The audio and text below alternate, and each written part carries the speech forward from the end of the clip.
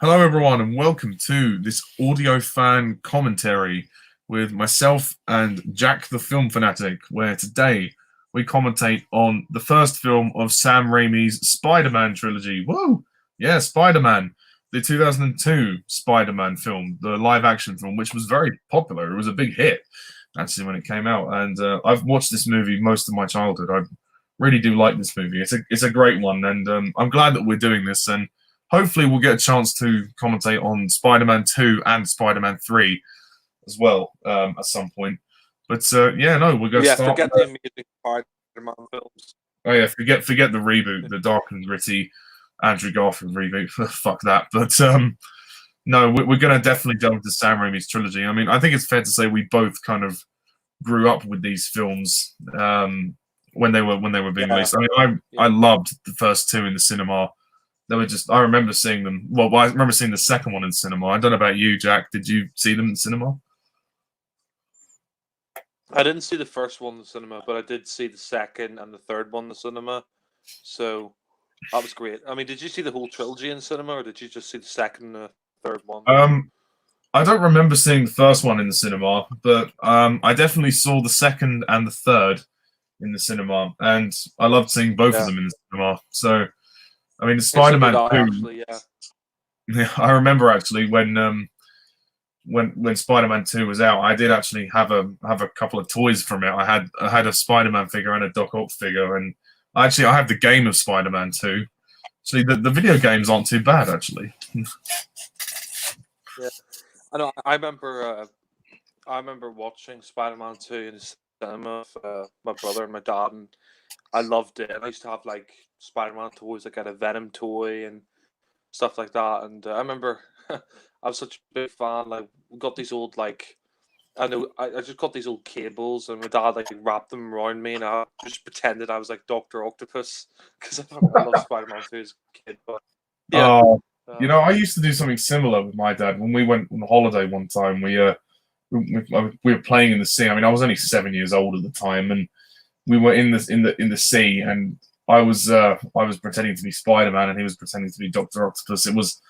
That was some really lovely times, and it's just nice that Spider-Man can bring out your childhood so much. And I now have the movies on Blu-ray, and well, I don't own the Amazing Spider-Man films, but all the other Spider-Man films I own.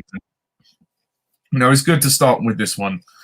So yeah, let's get cracking. I mean, also it's worthy to mention, I think that Sam Raimi was a massive fan of the comics when he was younger, and so when he was asked to direct it, I'm sure he was, I'm sure he had an erection, so to speak,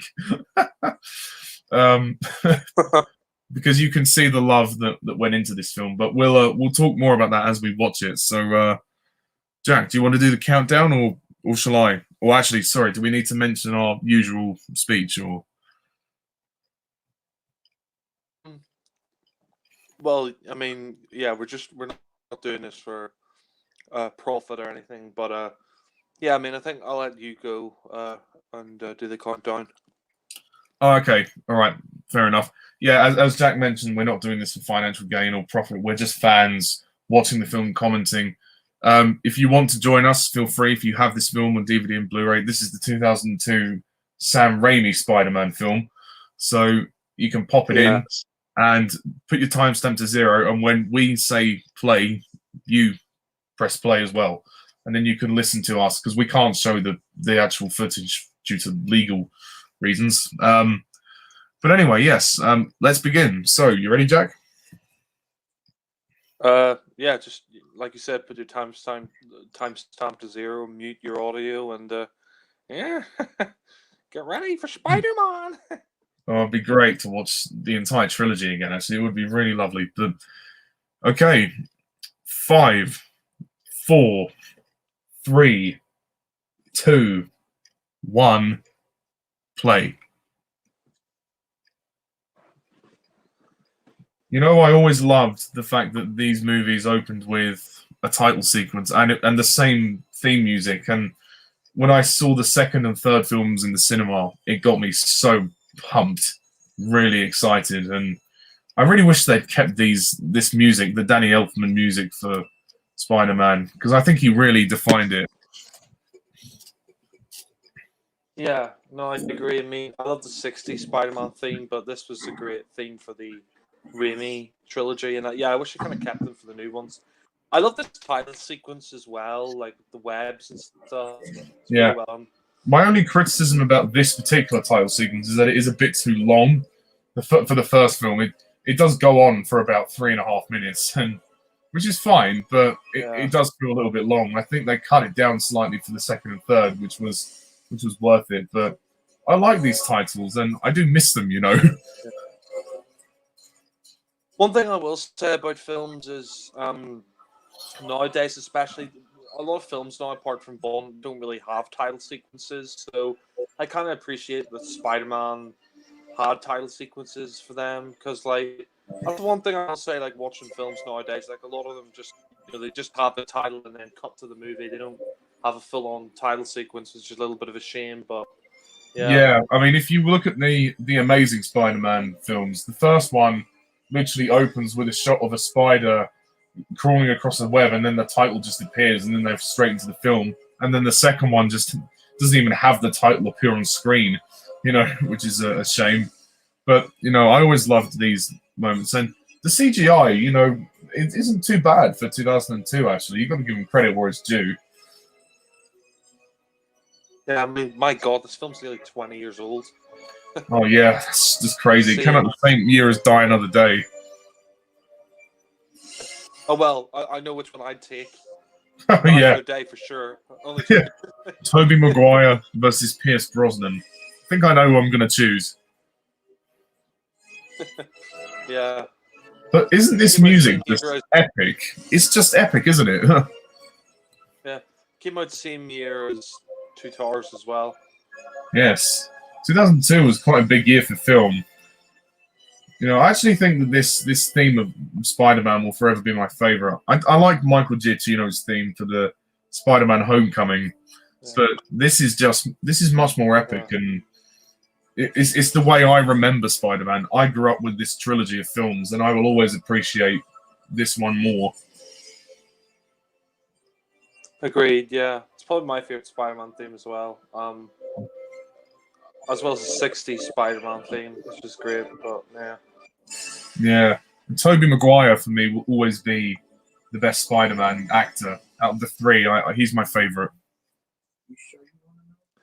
Yeah, for me, he defined a role. Kind of like I guess Michael Keaton defined the role of Batman, and Christopher Reeve defined the role of Superman. I think Tobey Maguire. I mean, I think he did a great job. I mean, some people complain that he was a little bit too old to play Spider-Man, but it really doesn't bother me. Well, to be fair, they kind of aged all of the high school kids, so that doesn't really matter. I mean, the fact is, Tobey Maguire encapsulates the character perfectly because he's a nerd, and that's what he is. I mean, everyone in this school looks fucking 30 years old, so it doesn't matter, but they probably should have just had the school stuff removed. Or, they clearly rushed the school stuff just because of how they were aware of the ages of the characters. I mean, seeing James Franco as a high school kid, it doesn't really work, does it? Yeah. Because I actually thought when I was younger. Yeah, sorry to interrupt. I actually thought when I was younger, I thought they were all like university students because of how old they looked. But no, I was wrong. Yeah. Kirsten Dunst looking very hot. Oh yeah. Very well developed for a high school student. Yeah. Oh, spider boner. Oh, he got tripped up. That guy won't be fucking with him anymore when he becomes Spider-Man. Yeah. That teacher looks the same age as them. That's just weird. Yeah, it is. Yeah. I have to say, I mean, I don't know if you're watching a Blu-ray or DVD, but to me, the Blu-ray quality is fantastic for this film. I'm watching on Blu-ray as well. Ooh. I mean, the fact I got the trilogy on Blu-ray. Yeah. Oh, nice. That's great. I mean, the fact is, these films were more goofy and more light-hearted than, say, because this only came out 2 years after X-Men, which was a bit more of a grounded, serious, down-to-earth film, and obviously some of the more goofier films like Batman and Robin and Batman Forever and Superman 4 had all been terrible. So Spider-Man really was the one that I think sort of made people appreciate this type of film a bit more. I mean, X-Men did a great job of bringing back the genre, but this film kind of showed that you can actually do, you tonally you can do it this way as well as serious. It doesn't all have to be, dramatic and intense. I mean, these movies are dramatic, but they have fun. I mean, would you agree? Yeah, no, I agree with you. I mean, I think, what I like about these films is that they do have a sense of humor. They are a little bit more lighthearted, and not all superhero films need to be, like The Dark Knight. They don't need to be. I think that's the I think that's the mistake. Some superhero films make, like Man of Steel and the Amazing Spider-Man films, is that they're trying to go down the sort of Dark Knight route, and the character of Spider-Man. But I mean, the character of Spider-Man, he's not, he's a kid, really dark, brooding character. He's sort of, about the Raimi trilogy, and I think you could tell, like, he got a little bit of influence from the Christopher Reeve Superman films, like the humor in them and stuff like that. It's funny you mentioned that because I think Spider-Man 3 was very derivative of, what was inspired by Superman 3, with the idea of him confronting a darker version of himself. But I mean, we'll get to Spider-Man 3 at some point, but I definitely agree with your point there. Yeah, I mean, Tobey Maguire sort of reminds me a little bit of Christopher Reeve's Superman in that, he sort of does the dorky kind of Peter Parker, and then he does the sort of, the cool and the cool and collected sort of Spider-Man, kind of like Christopher Reeve sort of played the sort of, the work, kind of Clark Kent, and then a Superman really cool. And that's the thing, because Superman obviously doesn't wear a mask, so he has to, like, with his personality, make sure that he's distinguishing between himself and his human alter ego. I mean, with Spider-Man, Tobey Maguire was able to do that fairly well, I thought. I mean, with Andrew Garfield, there was no distinction. He literally played the same person behind the mask and without the mask, if you know what I mean. Like, it was just... I thought Garfield didn't really nail Peter Parker, and I thought he was too good looking to play Peter Parker. I don't think Peter Parker should be like this punk kind of pretty boy. He's meant to be like Maguire. Like, they cast him not because of his looks, but because of his personality, really, and it fits. I mean, Tom Holland is kind of a mixture of the two, I would say, but he's a younger version of the character. But yeah. Although saying that, I mean, Tobey Maguire isn't, an ugly guy. I mean, oh no, of course not. Good looking as well, but I mean, I know what you're saying though. Like, it's more like Maguire. It's more his personality. Like Andrew Garfield, he didn't really play the nerd sort of Peter Parker. He just sort of played him, like you said, like a punk. Yeah, and then he like with the nerd thing with Andrew Garfield, all he did was try and stutter. It was like, and he overdid that quite a lot. But Tobey Maguire just naturally has those qualities anyway as a person. So, I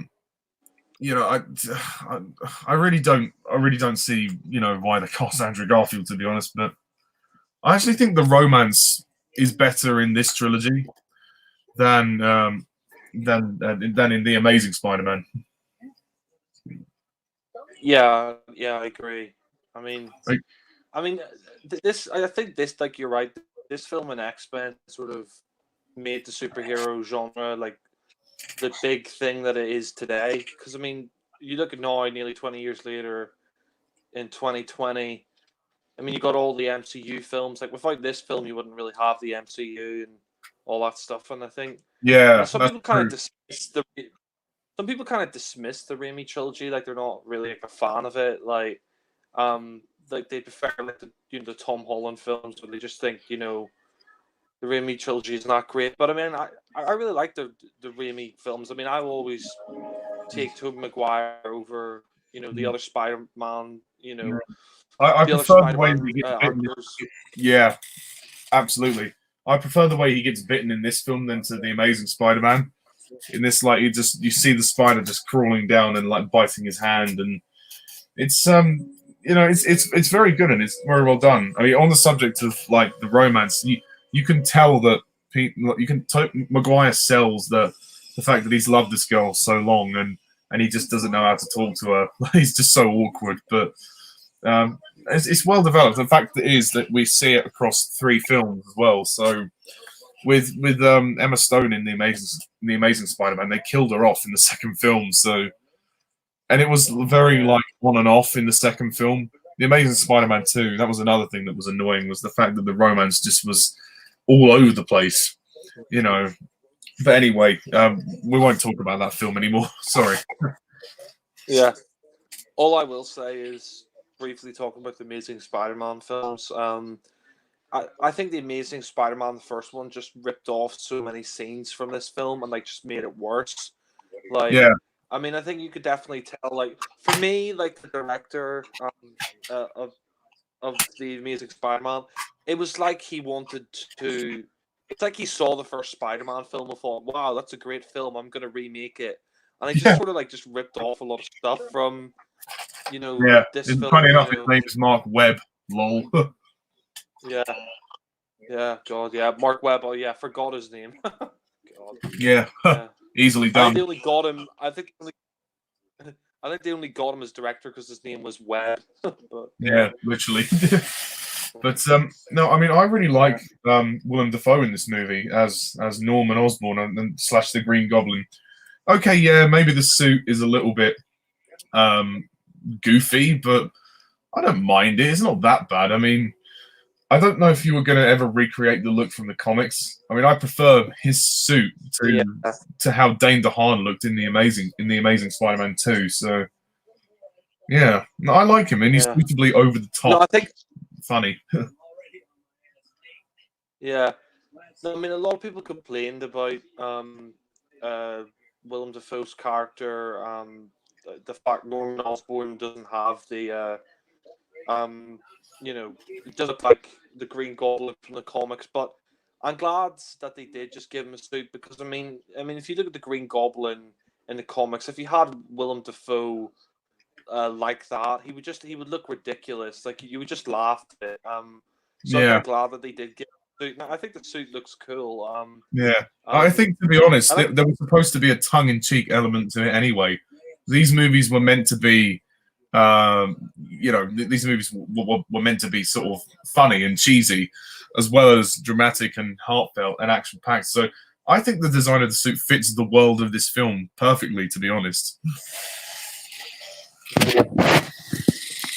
Yeah, no, I agree with you. I mean, I thought Willem Dafoe though was great as Norman Osborn, as well as the Green Goblin. And he was a great actor, and apparently he really wanted the role in this film, and I think he does a very good job in Spider-Man.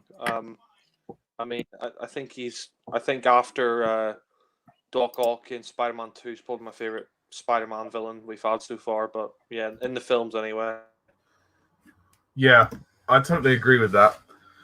I like Cliff Robertson and Rosemary Harris as Aunt May and Uncle Ben. I think they're probably the best Aunt May and Uncle Ben. They've got such a nice... They're so charming and lovely. I mean, obviously, we don't see much of Uncle Ben, and he's going to die very soon. But, you really feel when Uncle Ben gets killed in this film. I suppose we'll talk about that later. But this transformation scene actually used to freak me out. It was a bit kind of freaky with those flashing images. It is actually, yeah. I think I saw a skeleton there or something in the image, but I don't know. Yeah. I just perceived that as his DNA is literally being sort of embedded with the spider, and as it's radioactive, that's why it sort of enhances his abilities. I'm amazed he doesn't die from it, to be quite honest. But yeah, there you go. Yeah, I mean, it is a little bit. It is a little bit ridiculous that a radioactive spider bit him. You'd think he would like get cancer or something from radiation, you know. But yeah. I mean, I suppose that's, and then again, part of the tongue-in-cheek element of these of Spider-Man, and that's what Raimi brought to the films. That element from the comics, that when you know, obviously not as over the top as the comics, but you know, he grounded it, you know, in a certain reality. But then he thought, well, we know we can have fun with it. You know, why not? Why not have a little bit, you know, of a cheesy laugh, so to speak. But now this scene is interesting with Willem Dafoe's transformation. My God, he's a skinny guy. Yeah. Yeah, this is a well done scene. And literally changes his personality as well when he becomes the Green Goblin. Yeah, and it kind almost of split personality thing. Yeah. Yes, yeah, exactly, like you say. And I think obviously, I mean, this came out in the same year as the Two Towers, so was he trying to compete with Gollum?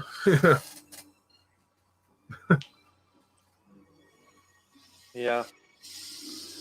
Gas everywhere. Somebody fart? Yeah. Back to formula.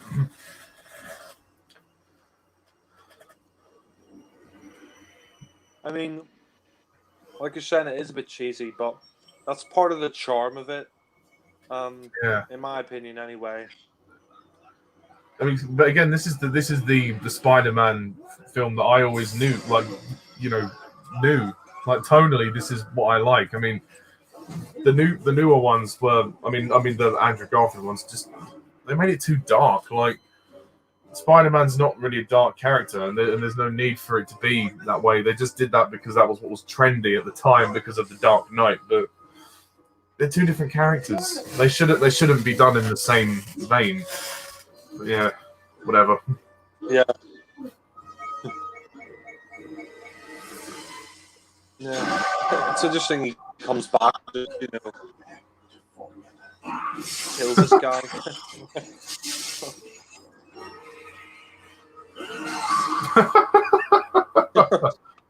It is cheesy, yeah. But I just love it though. It's half the fun of it. I mean, me and my friend watched this film actually. We watched the whole trilogy a while ago while we were on holiday at my uncle's house in Dorset, and we just laughed our asses off. We just thought it was so funny. But I mean, these movies are just great. I mean, the only thing I will say though, you know, when he goes to the school and he like manages to shoot the web, like surely nobody would, like, no one seems to remember or think that, oh, maybe that guy, you know, at the school, Peter, maybe he's Spider-Man. But no, we never knew about that. It's funny that the spider's giving him muscles. He's a buff. So I guess that's the way to get fit, is to get bitten by a radioactive spider. I'm sure Mary Jane will like that once he gets his shirt off. Yeah. Well, I think he'll find it much easier to shoot his webs now. Let's just say that. I'm sure she'll find that impressive. Yeah. I'm sure that's not a euphemism. Well, okay. Bastard. Show off. I really like Uncle Ben in this film. It's really tragic what happens to him. It is tragic, yeah. I mean, that's part of the story. I mean, he's like his dad. I mean, and that's the thing. Like Peter, like in this trilogy, we never get any reference to his parents. They never mention what happened, but I think we just assume that the parents are dead, and we don't really need to know anymore. Like the Amazing Spider-Man films tried to have this convoluted backstory about the parents, and then like his dad and his mum left him with the aunt and uncle, and then they lied about their involvement in the Oscorp thing, and then it was all for money, and it got really confusing. I mean, so I'm glad in a way that this film didn't go into the parents too much. It was just like, oh, okay, he's with his aunt and uncle, the parents are dead. So it's sort of I mean, I suppose it's a bit creepy how he's just standing there watching her, but there you go.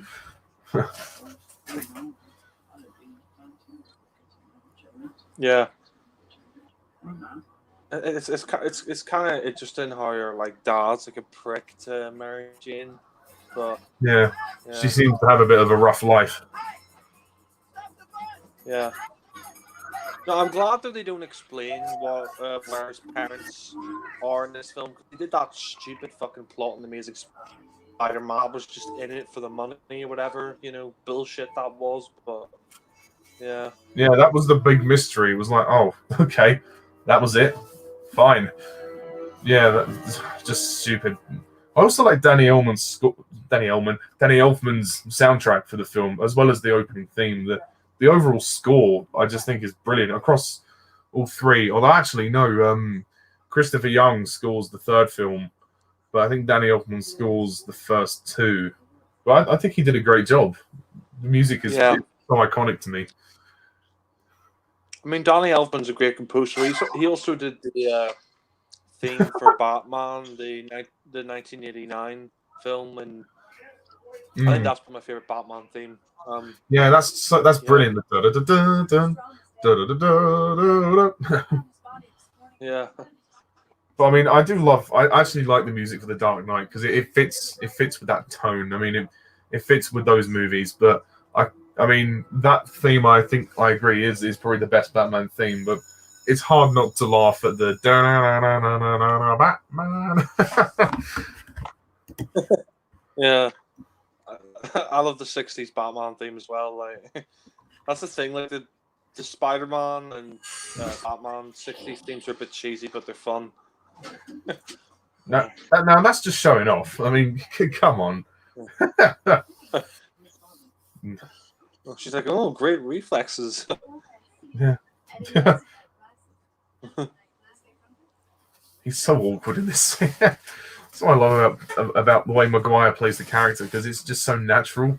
He's not forcing it on, like Andrew Garfield forced on this nerdy aspect of his personality, and he just basically covered it up with stuttering, and it didn't work. But Maguire just sells it, I think. Yeah. I mean, I'm not saying his delivery of every line is perfect. I mean, I think when he becomes Spider-Man, some of the quips aren't as good, but I think he nails Peter Parker. Yeah. No, I think Jesus Christ. This is weird. I think sticking to him. Like, how does no one notice this? Like, how does no one remember that Peter did this? Yeah, I'm surprised nobody was looking at shot the web out of his hand. Yeah, then Flash. Flash looks like a fucking 32-year-old gangster, Flash looks way too old to be a high school. Yeah, that's the thing. Yeah, I mean, they all look too old to be in high school. Like, Jesus Christ. Yeah, this guy. Yeah, probably because he was.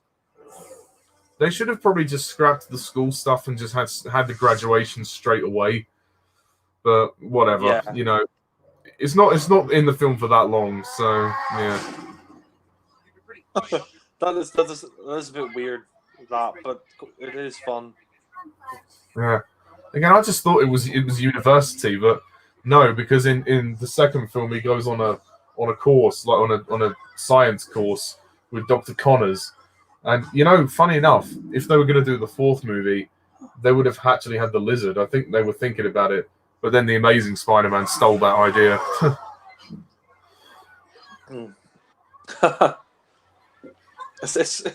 It is amazing how he avoids this fight. Yeah, and nobody remembers this. Yeah, I mean, this guy's got fucking amazing reflexes. I'm surprised she didn't suss out he was Spider-Man from this. I mean, I know he doesn't come Spider-Man till a little bit afterwards, but you'd think, when he had that much strength and he was able to do all that, like, wait, is he Spider-Man? Yeah, and same with like Harry as well. Harry's standing there, and he's like, Peter, how did you do that? And then he's like, Spider-Man killed my dad. Spider-Man will pay. Surely he wouldn't it wouldn't click. You think, oh, okay, maybe Peter is Spider-Man because of that day at school. He had loads of strength and he shot web out of his hands, but no. It's like But the film forgot about that scene. Yeah. But nonetheless, it's a really good film. Yeah, no, it doesn't bother me that much, but it is just kind of funny when you look at it that way. Yeah. God. Imagine if he literally turned into a spider, because he sees those like hairs on his like finger. God. Ew. I mean, not to bring up any disturbing thoughts, but I mean, with his hands like that now, if he chose to masturbate, the feeling would be very different. God, could you imagine if he's fucking? Could you imagine it? Imagine he was fucking Mary Jane, and she like he was like touching her tits. And, like, I think it would get stuck. I think it would get stuck in there. He'd shoot his web, and he wouldn't be able to get it out. Oh.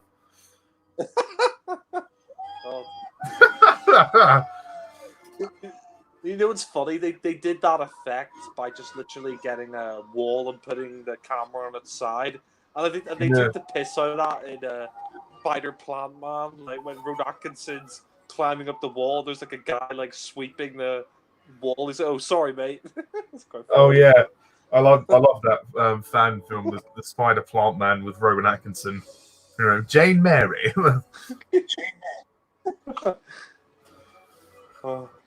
Tony Robinson is Robin. And then Batman as well. Jim Broadbent was in it, I think, wasn't he? Yeah, Jim Broadbent played Batman. I mean, this scene was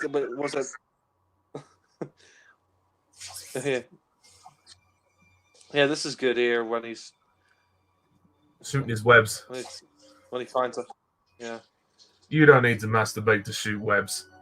God. I mean, yeah, imagine a sperm like just goes flying through the air, stuck with things. Oh, I mean, you know, spiders are known for laying their eggs quite frequently, more than one, at one time.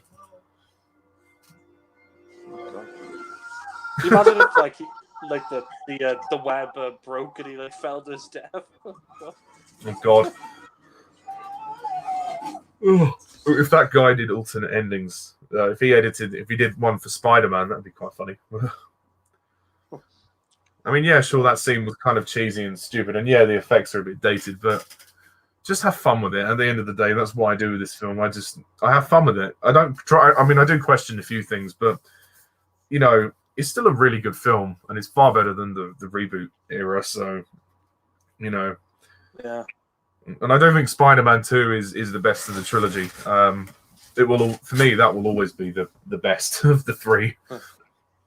I wonder why he calls him Michelangelo. I don't get that, Uncle Ben. Yeah, I don't know. I don't know if he's meant to reference like a painter or something, because wasn't there a painter called Michelangelo, and he talks to him about painting the kitchen after school. I used to think, why is he calling him after the Ninja Turtle? That's a bit weird. I used to think he was referencing the Ninja Turtles, which was a bit strange, but I'm sure he wasn't. Yeah. It is a bit convenient, isn't it, how they live next door to each other? Yeah, like his crush is like right next to him. Yeah, all this time, and I mean the years of perving on her that he's had. I mean, he's been lucky. He's had more chances than most guys would, and he still hasn't. I mean, I bet he gets the binoculars out when she's changing in her room. Like he just gets the binoculars out because he's like right next door. Funny, well, as we saw earlier, when he was about to go to school, he looked at her getting dressed through the window.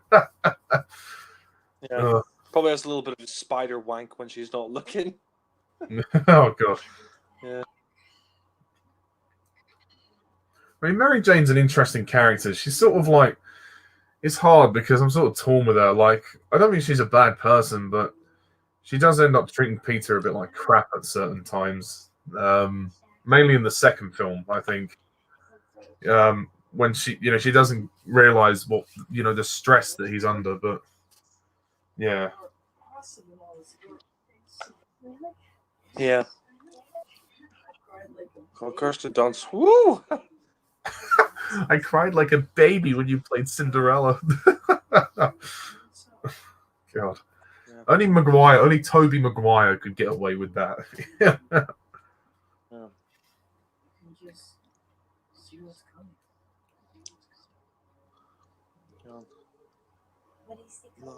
No, I always laugh like that bit where Spider-Man's flying through the city. I think in Spider-Plant Man, you got Rowan Atkinson like flying through the city as Spider-Plant Man. He's like, "Oh, Debenhams, he's got a sail on." Yeah, no, that was good.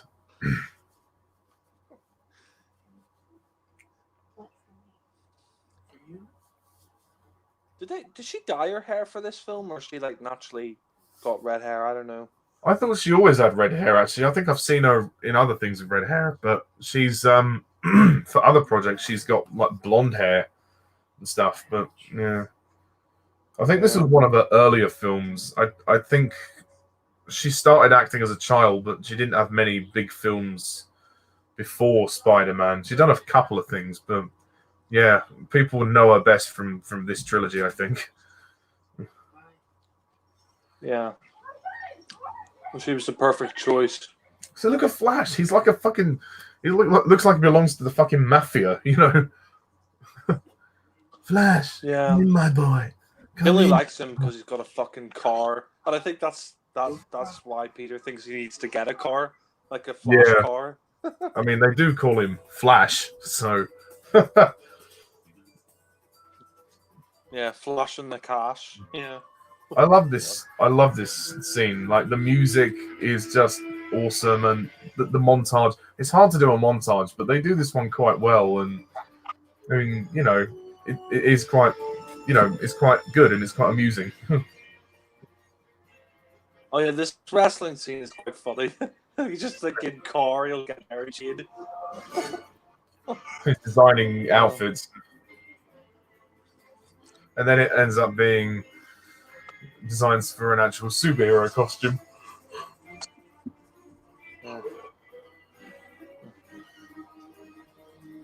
He wants to become Ang Lee's Hulk. Yeah. See, this is okay because it's the one scene, and it makes sense to do it here because of what he's doing. He's drawing.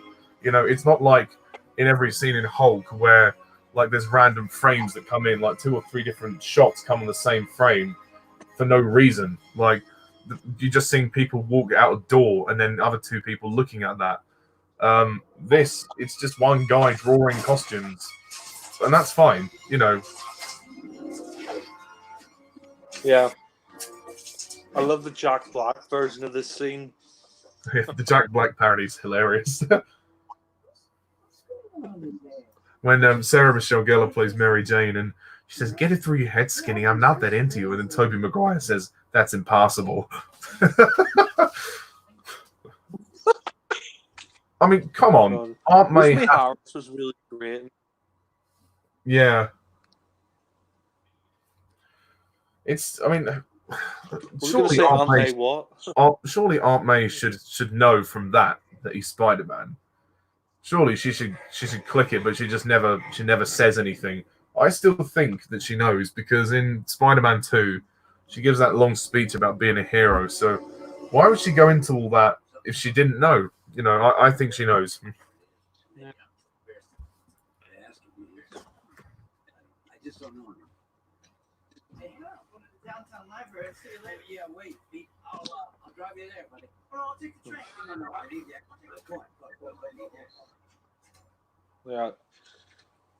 Uncle Ben's a great character, and he's kind of like the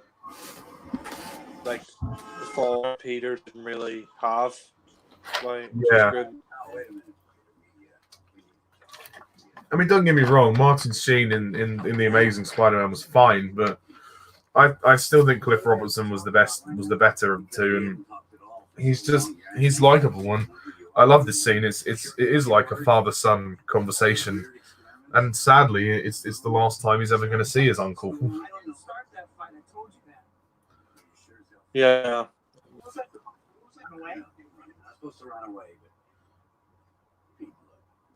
changing. I know I went through exactly the same thing that you're doing.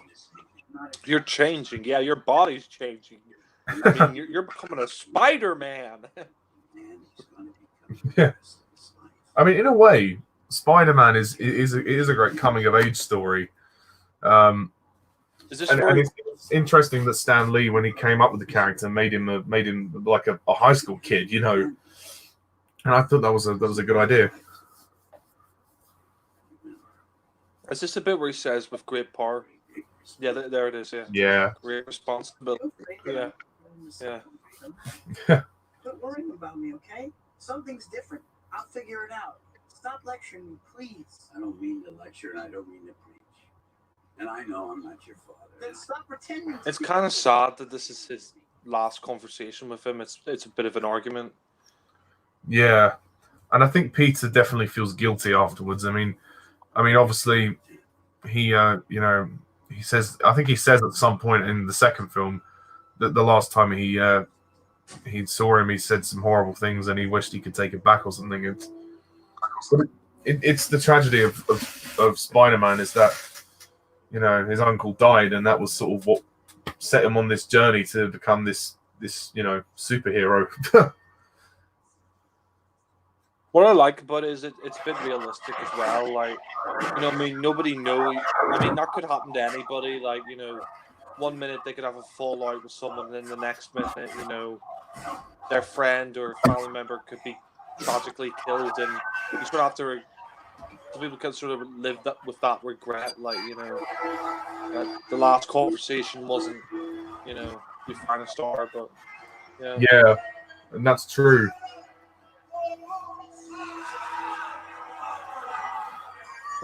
Yeah, I mean, this wrestling scene is a bit cheesy, but it's fun nonetheless. It is fun. Yeah, and there's Bruce Campbell there with his cameo as the ringmaster. Yeah, I mean, I think Sam Raimi, because he worked with Bruce Campbell in the Evil Dead trilogy, that's why I think he gave him cameos in the Spider-Man trilogy. Yeah. And there's Octavia Spencer as well. It's another cameo in this film. I mean, in the real world, this skinny, you know, teenage guy, well, obviously he's not really a teenager, but they could actually defeat this, you know, this big buff wrestler guy. You know, I got you for 3 minutes. 3 minutes of playtime. Like, I mean, it is a bit silly, but, you know, that is half the fun of it. Yeah. I suppose he's been bitten by the radioactive spider. He has like superhuman power. But yeah. Yeah, that's true. He's discovering his powers, and his powers are helping him through that.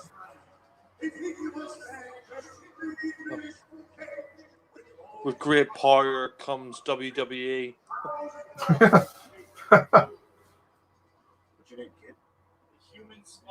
Human spider. That's it. That's the best you got? Yeah.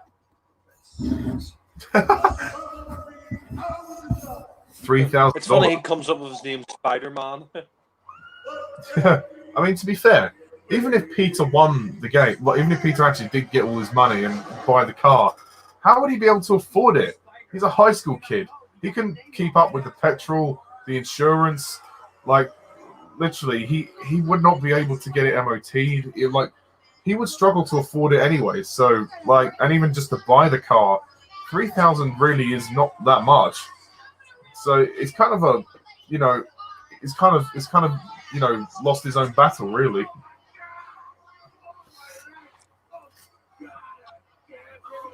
Why do they all hate him? That's what I want to know. Yeah. I don't know. Maybe both were world champions or something. Oh shit, it's Hell in a Cell. Random Cage guy. Cage!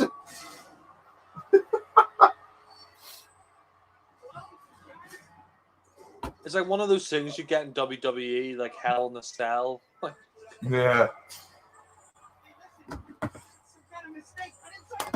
To be fair, without the cage, you wouldn't have won the match. Yeah. I got you for 3 minutes. 3 minutes. What are you doing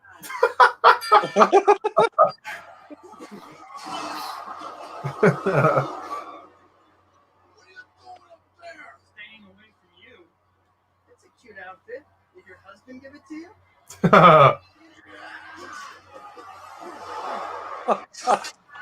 Your husband give it to you. This is an amusing fight sequence, I guess.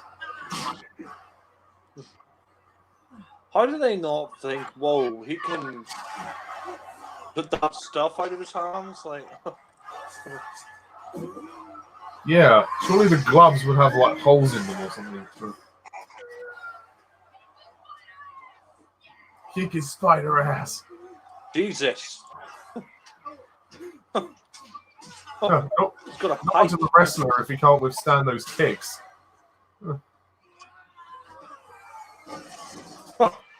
Whoa. Yeah, not as good as they built him up to be. All he had It's to funny, do, the crowd was against him, not the crowd's on his side. yeah, all they had to do was like kick him against the cage, and then that was it. He was down. That's the first time Peter's had anyone cheering for him. Oh yeah, the guy doesn't give him the rest of his money. Mm. That's a 2,000. Yeah. Checking his hand grab head. He said $3 grand for 3 minutes. You paid them in 2. For that, I give you What an absolute arsehole. I need that money. Oh, that's not your problem. That's my problem. Guy's a dickhead. Yeah. Well, Peter, he sort of wasted his time, really. Hey, what the hell? Put the money in the bag. He left at the right time, though. Oh, Peter. Yeah. Yeah. And then this guy killed his uncle. Yeah. Oh well. I mean, technically it was Flynn Marco, but yeah, they were both working together, so they both did it. Now he's going to get away with my money. I missed the part where that's my problem. Yeah, you tell him, Peter. You tell him. Yeah. Oh, and here we come. Anyway. Here we come to what is the I would have caught that. saddest moment in the film. I would have caught that robber taking the money and then told the guy to fuck off. Yeah. I suppose, yeah, Peter just thought, well, I want revenge for that guy who just didn't give me the money, so why should he keep it? Yeah. But little did he know that was one of the guys implicated in his uncle's death. Oh shit! Oh my God! This is a very, very well done scene. It's very sad.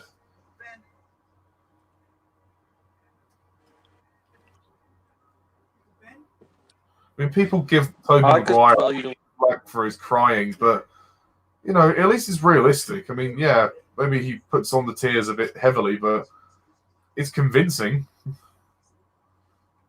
Yeah. Well, no, I'm glad he did because like he could have just not bothered, but oh, it's really sad. I mean, the Amazing Spider-Man fucking ruined Uncle Ben's death. It was so bad. Yeah, they made a mockery out of his fucking death in Amazing Spider-Man. The death here is actually impactful and powerful. Like you feel something when Uncle Ben dies. Like you feel Peter's pain, you know. And the fact that, I mean, you don't have to see him get shot to feel it. Yeah. Yeah. I'm actually glad they didn't show him getting shot. They just, you know, Same as more of a shock. Dead. Yeah. Oh, it's the human spider. The music here is fantastic. I mean, yeah, the CG is very dated. Sorry. Yeah, it is a bit dated. Yeah, Yeah, it But, looks yeah. a little bit rubbery. yeah. I mean, yeah, 2002. They probably didn't have as much technology as they would in the next two films, but you know, I can't knock it too much. Yeah, it's a little bit like Philosopher's Stone, and the characters there looked a little bit CGI rubber in some scenes. But yeah, Yeah, I agree with that. I still really like this scene though, and Peter's pursuit of the carjacker.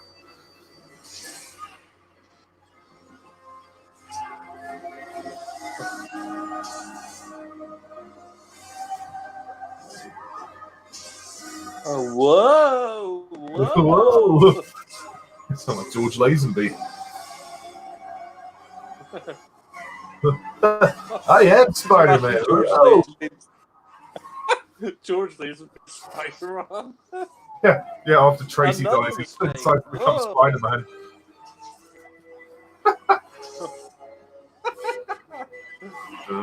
Tracy says to him, with great power comes great responsibility. Yeah. Oh, Carlsberg. Not obvious product placement. How does he find him? That's what I want. Oh, yeah. Is he listening to the radio or something? Something like that. Yeah, well, he knows the car because it's Uncle Ben's car, isn't it? So, Yeah, but how did he find it? That's what I want to know. his spider sense was tingling.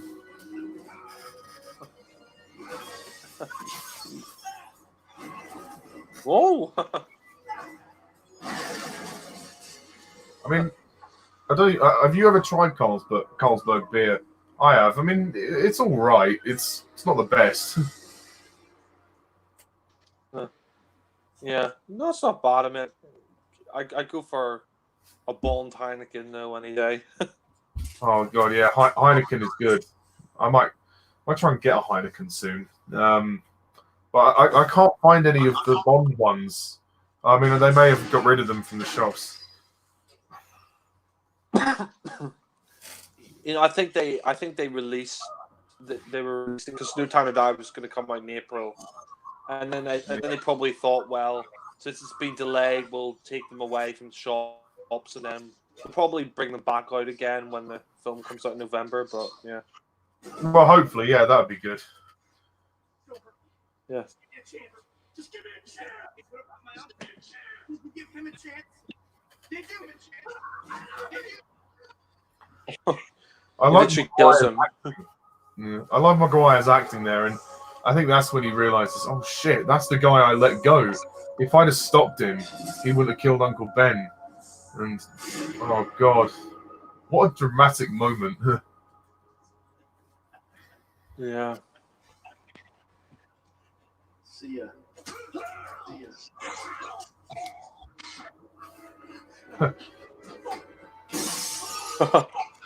See ya. Literally killed himself.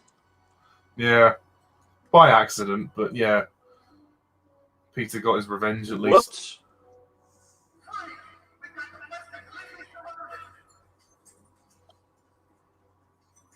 Oh fuck. Yeah, they never seem to go looking for Peter afterwards, even though they see his face and they know he's the one that was there when that guy fell through the window. Well, they didn't get a picture of him though, did they? No.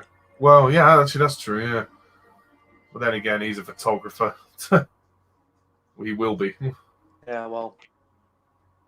I love this moment here when he comes and sees Aunt May and he says Uncle Ben's dead, and we don't hear any dialogue, and it's just you just hear her crying. Oh.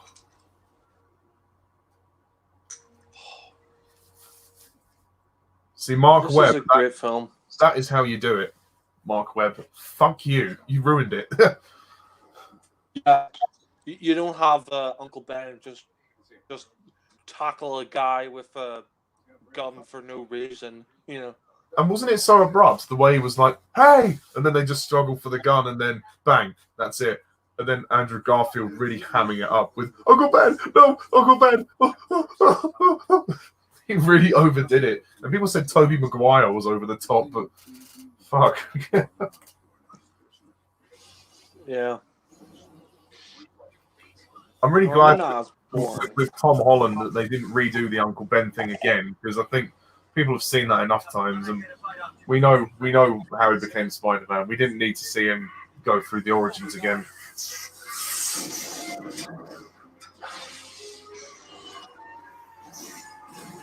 Oh, there's the Green Goblin. I mean, I think the Green Goblin Why is. does he destroy that place? I think because he, the Colonel, they were like they were gonna shut down his laboratory and his programs, so he stopped them from doing that. Like they had the rival company, they were testing out a new machine, and obviously he was trying to promote his glider, but they weren't convinced. So yeah, that's why he blew it up, because he didn't want them to take over his, and because his company was failing, Oscorp was failing. He wants to make sure he can get all the profits he can. So, yeah. Yeah.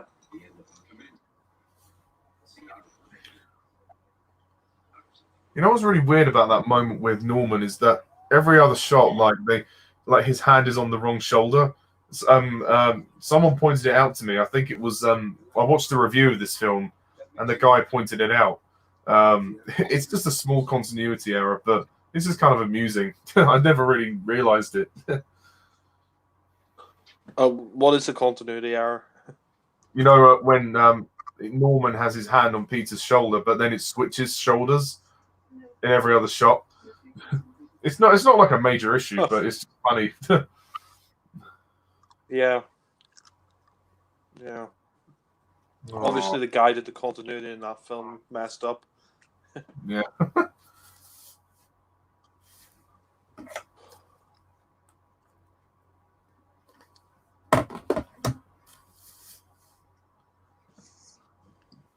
This film is quite emotional. sad. Sorry. Sorry, what were you saying? No, I said, yeah, this film is really emotional, and really feel Peter's pain that he's going through when he loses his uncle. It is like losing his dad, and I didn't really feel it with the Mark Webb film. Like, they really focus on the characters in this film, and it's an emotional journey. And I love this scene here when Aunt May comforts him and says, he would have been proud of you today. Yeah. Yeah, for me, the Death of Ben and the Amazing Spider-Man, it just had no impact.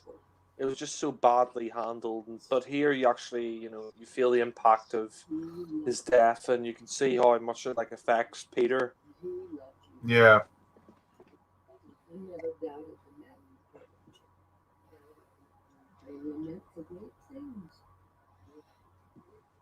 I mean, I think Rosemary Harris is definitely the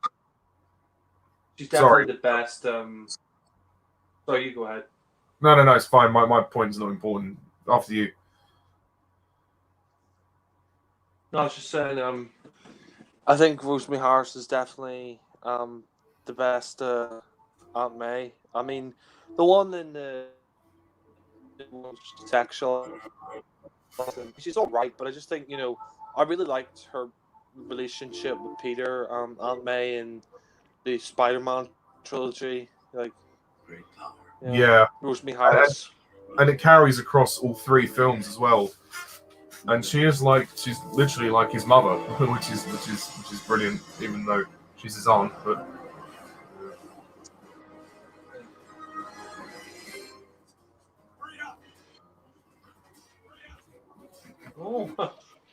Robbers. I like this montage when we first see Spider-Man. This is not a man. My brother saw him building a nest in the Lincoln Center bunker. It's funny. They did a cut of Spider-Man 2, Spider-Man 2.1. In the original, when Peter gets the pizzas, this guy's like, go! But in the cut of Spider-Man 2.1, the guys like go, like they use a different cut of that scene, which is weird. But yeah, I watched that extended edition of Spider-Man 2. I actually didn't think it was that good. I actually preferred the cut how it was, the theatrical version. I mean, the stuff that was added to me, I mean, a couple of scenes were quite good, but others were just pointless. I mean, I don't know why they used an alternative cut of the guy saying "go" because the original is like a classic, over the top moment. Go. I love the editing for this film when like that woman says, "He has those tights and that tight little dress like a spider. He looks like a bug." It's so funny. Yeah. Oh, I love this J. Jonah Jameson. J.K. Simmons, he is like the funniest character in this whole trilogy. I mean, J. Jonah Jameson, oh god, he's such a great character, and J.K. Simmons just stole the show. I'm so glad they brought him back at the end of Spider-Man, the newest Spider-Man film, Spider-Man Far From Home at the very end. Yeah, and you know what? If they can keep him and bring him into the third Tom Holland movie, that would be fantastic. I mean, obviously, it's never going to be as good as how he was in this trilogy, but it was perfect casting. He's just so funny. He just nails it, and he's just such a lovable, like, arsehole. I mean, I think his best moments are actually in Spider-Man 3 when he's trying to take the pills. That's really funny. I love that stuff. But he's also great in Spider-Man 2 when he does that outrageous laugh. But I mean, he's good in all three movies. I mean, you're right. He is like the funniest character in the trilogy. I love that line. And we can get a picture of Julia Roberts in a thong. We can get a picture of this weirdo. Yeah. Oh. I just love the fact in the third one he's trying to control his anger and then he's like, thank you, like on the dial, and he's trying to be calm and whatnot. Yeah. That's funny. It's interesting she's trying to hide the fact that she's working in like a diner, like a burger place. Yeah, but that's the thing. I mean, at least this film depicts the struggles of getting into the acting world. I mean, most actors do this. They have these crappy sort of part-time jobs just to feed themselves, and very rarely does a big break come along. Yeah, sadly, yeah. But I mean, no, Mary Jane sorts herself out in the end. I mean, ends up being a singing waitress in a jazz club, so that's not too bad. Because she did get some acting work on stage, so she got what she wanted, but then they just chucked her out. So what could she do?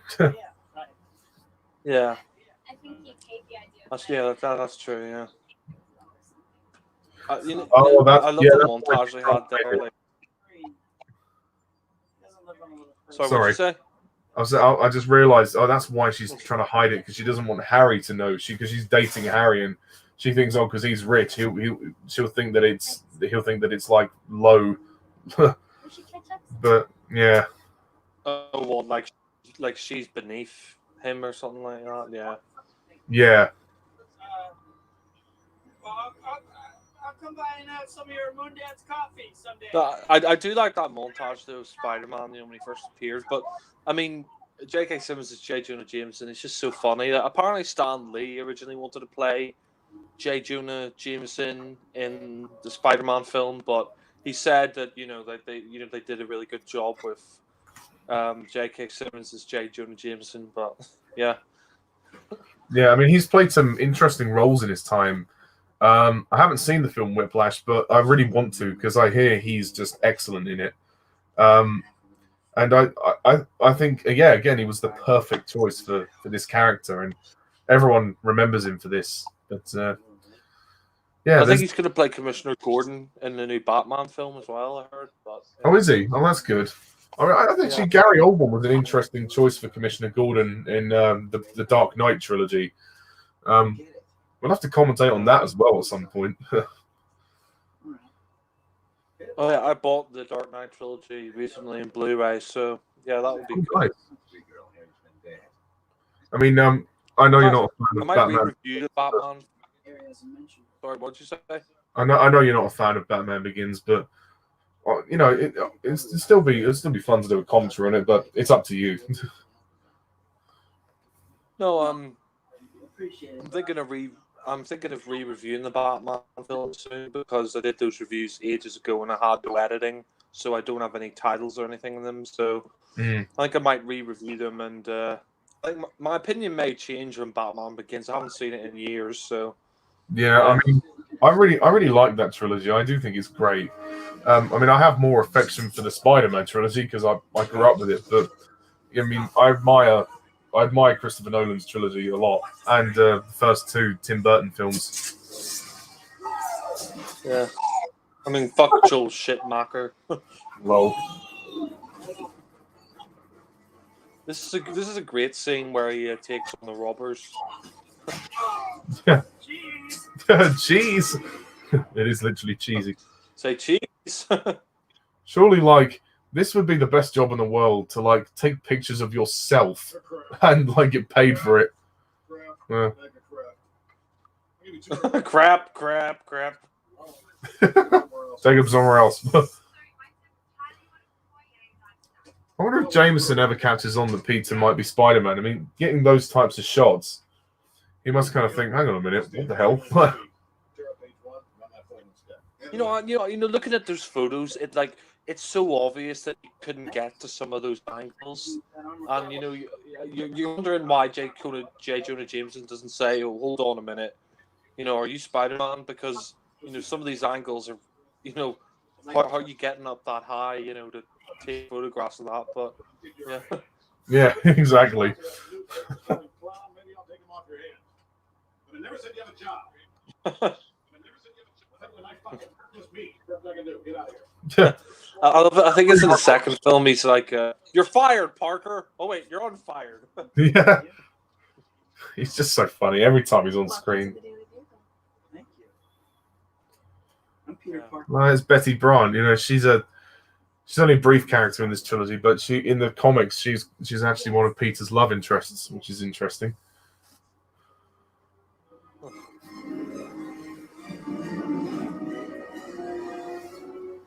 As of today, Oscorp. Industries has surpassed Quest Aerospace as the principal supplier to the United States military. In short, That's because you blew it up. Yeah, not that you would remember that, but yeah, you only did blow it up just a tiny bit. Even higher. Wonderful news, Norman. Wonderful. Norman, In fact, it's the reason we're selling the company. What? Yes, Quest Aerospace. can they legally do that? I mean, if he owns the company, can they legally like sell him out? Like, can they buy him out or like and get rid of him like that? I don't know. Maybe they can. I don't really have any idea on how business companies like that work, but Yeah. Unless Norman isn't like the top of the business, perhaps, but well. I started this company. Well, I mean, I do remember in Ant-Man and the... I think it's Ant-Man or Ant-Man and the Wasp when one of the characters, I think, in that is forced by the company, the guy who set that up in the first one.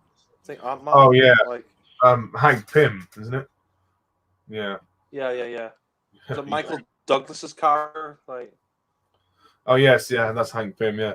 Actually, no, I think Norman does own the company because he kind of leaves it to Harry when he dies, so Harry sort of has to take it over.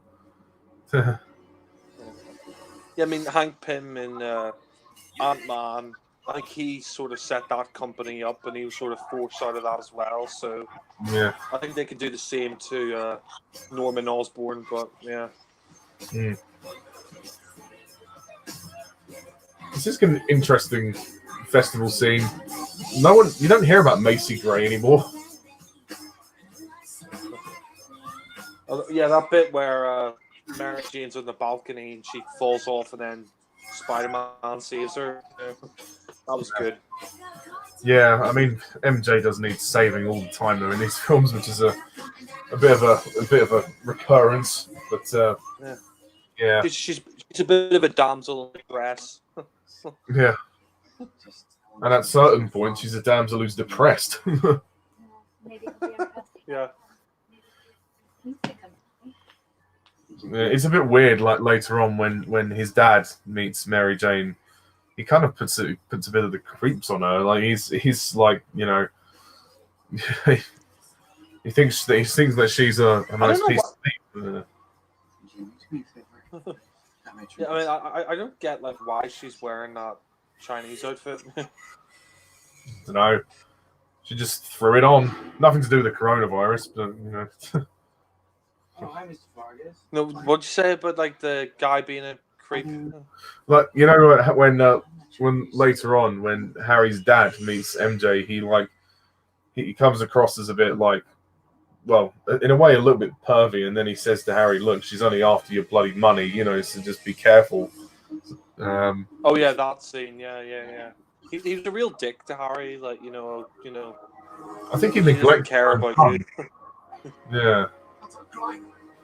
No, like they come. I think he comes over for like Sunday dinner, and then afterwards he just leaves, and he's just he's just really nasty to Harry. Like you know, I'll forget about her. You know. Yeah. What the hell was that? That's Samsung. Yeah. I mean, they do have the product placement in there, so they can, you know. Yeah. I think the first film in the trilogy does have the weakest action of the series, but it's still good. Oh, the weakest action. Yeah, just like the weakest action scenes, but that's not a criticism as such, but you can just tell they really worked on the action by the second and third. Yeah. I think Stan Lee said that his cameo, I mean, you just saw it there, him in the crowd, his favourite cameo out of all superhero films he did, because I mean, all he was just in the crowd briefly, but yeah. That scene, yeah, that is definitely that scene is definitely taken from the Christopher Reeve Superman film, where like Peter's just running there and pulling his shirt off, like when Superman pulls his shirt off and you see the S symbol. I think that was Raimi's homage to the Superman films, but yeah. Out am I? It's Spider-Man. Like that someone was there and did that was just funny. Oh god, that was brilliant. Yeah. So why doesn't this kid just move out of the fucking way? That kind of reminds me of Superman 2 as well. It kind of reminds me of Superman 2 when the woman is with the she's with the baby pram, and like there's a sign about to fall on top of her. It's like just move out of the way. Yeah, You know? they even do it in Russell T Davies' Doctor Who era. That's one criticism I lobby. Like in The Runaway Bride, there's a girl that stands there and screams when the big stars coming towards her. Move out the bloody way! How hard is it? You know, you expect someone to just jump. Elliot Carver in Tomorrow Never Dies. Yeah.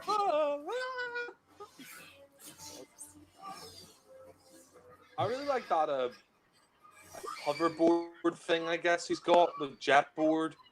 Oh, the glider. Yeah. Yeah. Help! Yeah. Whoa. Somebody's help me! He's always in danger, isn't he? Yeah. Over and over again across all three films. Yeah. I actually quite like that Green Goblin outfit. I always thought it was quite cool. You know. Yeah. The fact is, the Green Goblin is an over-the-top villain anyway. So the fact that he wears something like that, Yeah. I just always thought fit him. You know, it suited his personality as well, because he's always a bit like, I'm the Green Goblin. Like he's basically on laughing gas. That's kind of how I saw him. You know, in a way. Yeah. But you know, fair enough if people don't like the suit. You know, it's their problem. No, Green Goblin's a great villain. I think after Doc Ock, he's probably my favorite Spider-Man villain. But Yeah, I still think Doc Ock is the best villain of that's been on screen for Spider-Man. I mean, and the best villain of the trilogy, as far as I'm concerned. Yeah. I do really like Venom as a villain, but I just think they really did him justice in Spider-Man 3. I mean, I thought Tom Hardy did a much better job in the Venom film, but yeah. Yeah, I mean, I don't really rate the Venom movie, but Tom Hardy was good in it, I suppose. Yeah. No, I thought he was good as Eddie Brock and Venom, but yeah. Your friendly neighborhood Spider-Man. Wait, who are you? Face it, Harry. Your girlfriend's got a fucking crush on Spider-Man. You Why can does definitely see the similarities to this. Yeah. Sorry, go ahead. Why does everyone fucking fancy Mary Jane? Jeez, I mean, does Aunt May fancy her as well? I mean, Jesus Christ. Well, she's a very good-looking girl. Yeah.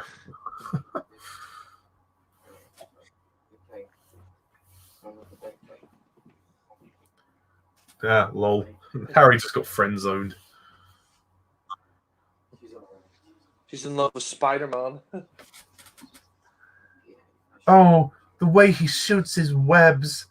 Oh. God.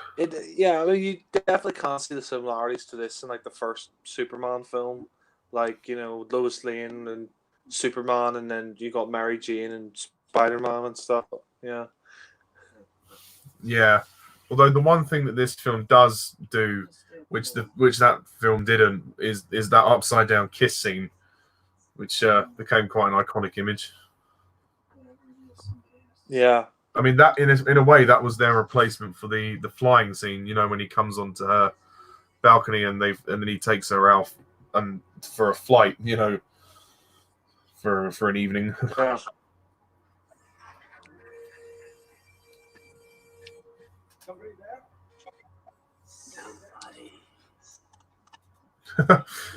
The scene's a bit cheesy, but it's done well. I mean, it's great. I mean, Willem Dafoe can just ham it up and play, and play the two sides to his character, which is interesting. Where are you? Follow the I don't know. I mean, I heard they're bringing back Norman Osborn for Marvel, the new cinematic phase, but I don't know how you're gonna get a. I don't know how you're gonna get a Norman Osborn as good as Willem Dafoe in this. Yeah. But yeah. I mean, if they're gonna do it, they may as well bring back Willem Dafoe. Yeah. Norman. The voice as well is insane. Yeah.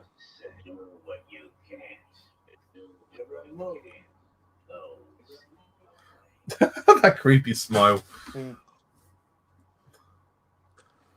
It is like he's got a split personality after that incident with the gas. Yeah, it's like Gollum.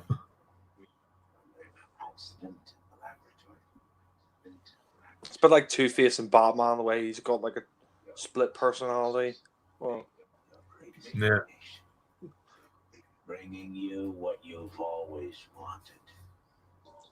Power. Your wildest dreams, and it's only. It's funny. There's actually quite a few similarities between him and Doc Ock. The fact that they both kind of talk to themselves a little bit. Well, Doc Ock talks to the arms and stuff, and they both actually die by suicide, which is interesting. that's true.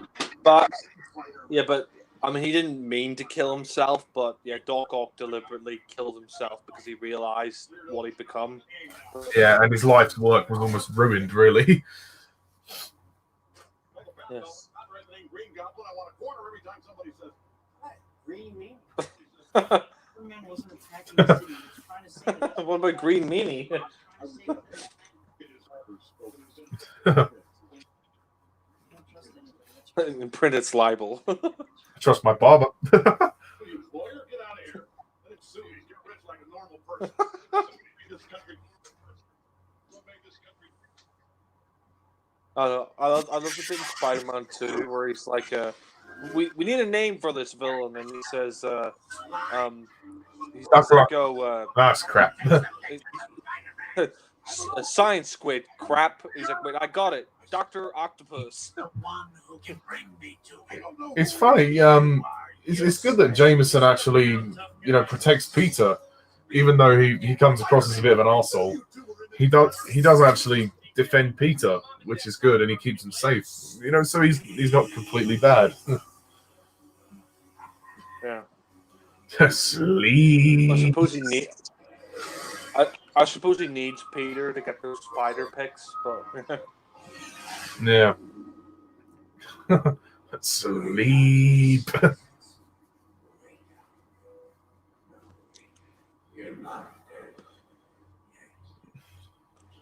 it's interesting how J. Jonah Jameson just doesn't like Spider-Man. Yeah. I don't know. Maybe it's just, I don't know what it is. Maybe it's because he just gets all the big news stories and all the headlines, and he just, I don't know. I'm not sure. I know it's never really explained why Jameson has a major dislike to him. Apparently in the comics, his wife or something was killed by a guy in a mask, and that's why he doesn't like Spider-Man. But, yeah. Yeah. I don't know whether it's because maybe he's bringing more attention to crime or something, and maybe it's encouraging more people to try and break the law or something, but I don't know. It's, yeah. As far as the film is concerned, it's not really explained. I guess maybe he's just jealous of all the attention that he's getting. No, I'm surprised he didn't unmask Spider-Man. Yeah. I suppose he didn't think of it at the time. Yeah. He's trying to offer him a friendship. Yeah.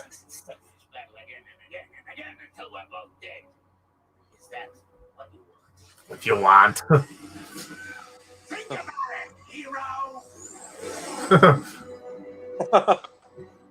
It's funny that Willem Dafoe's last name is Dafoe. Willem Dafoe. Willem's the foe in this film. And that's the thing, though. I guess Jameson represents the press. The fact that no matter how good you do something for people, they're always going to try and turn it around just for the sake of a good story. The fact that bad press is sometimes more attention grabbing, and more kind of I don't know how to say it. There's more notoriety around bad press than there is for good press sometimes. And I think if people always see the good side to Spider-Man, they'll just be bored and they won't bother to read his paper. So maybe that's why he does it. He wants to make out like he hates Spider-Man so that he can try and attract his readers. Maybe it's as simple as that. But who knows? Yeah, maybe it's something to do with as well. Like, why is he hiding his face? Why is he why won't he reveal his identity? Maybe that's why he gets bad press as well. But yeah, I guess he thinks he's weird as well. Like he says, get a picture of Julia Roberts in a thong. I'm starting to get this weirdo, as you said earlier. This isn't a bad scene between Mary Jane and Peter. She flirts with everyone. My God. 1 minute she's with Flash. I think she's always kind of like Peter. Like, that's the thing. Yeah. But it's funny, like, some girls go through a long time with being with other people, and then they realize the person that they love was actually standing right in front of them the whole time, and it's probably been like their best friend for a long time, and then there you go. But I mean, it's different with everyone, isn't it? that's true. If he hadn't have saved her, they would have probably raped her. Yeah, probably. Yeah. I want you to go and get Mary Jane. I mean, he was quick. He was quick to notice those guys. But, yeah. I mean, that's stupid.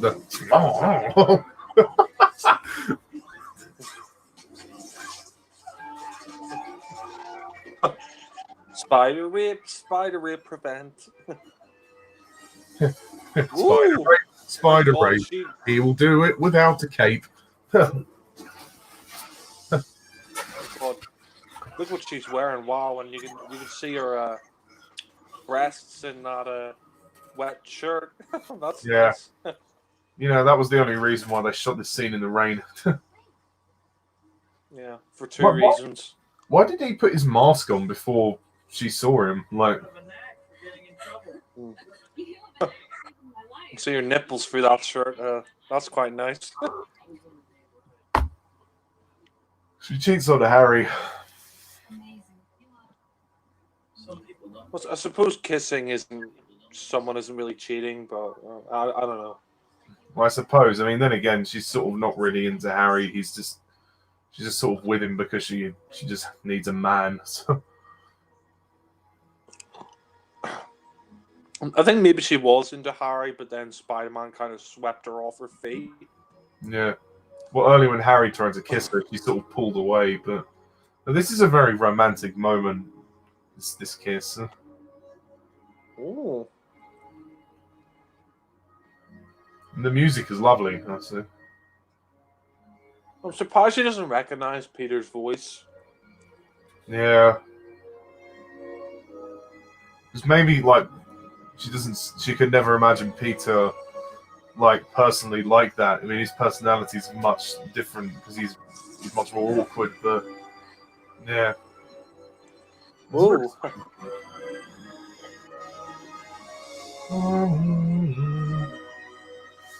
I wish there were more scenes of her in the rain like that. Oh God, yeah. It's raining women. Hallelujah. Yeah. Oh yes, the famous. It's raining Spider-Man. Oh God, the Jack Black parody of this is hilarious. When it said, "Please save my baby," pass. Lol.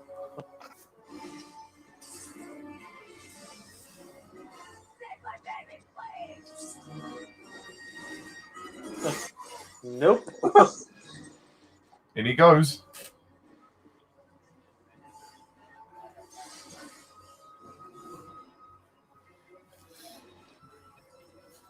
Someone cue the standards music. Anyone can fall in love.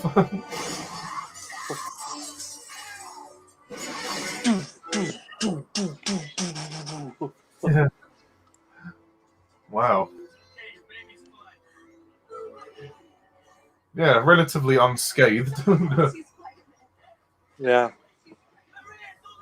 The baby probably slept through the whole fire. Why don't I get this? Why are they arresting him? Like, he hasn't done anything wrong. I suppose he's a vigilante. Yeah, I know he's got. Yeah, I suppose so. I know he's got the bad press, but they have no evidence to really, subjugate an arrest. There's no evidence against him. But whatever. Well, he is a vigilante. I mean, he has taken the law into his own hands by catching criminals and stuff. But yeah, I suppose so. But they didn't really do that with Superman, did they? Because he was from another world, wasn't he? So. Yeah, well, I mean, you couldn't really arrest him because you put him in a prison cell. You're just going to cut the cell open with his laser eyes, but... Pathetically predictable. I really love this scene. Are you in or are you out? This is the moment I remember from all the trailers when he's jumping in the air and the things are spinning to try and cut him. This shot here. I just think that one of those explosive things hits Harry in the end and scars him. Yeah.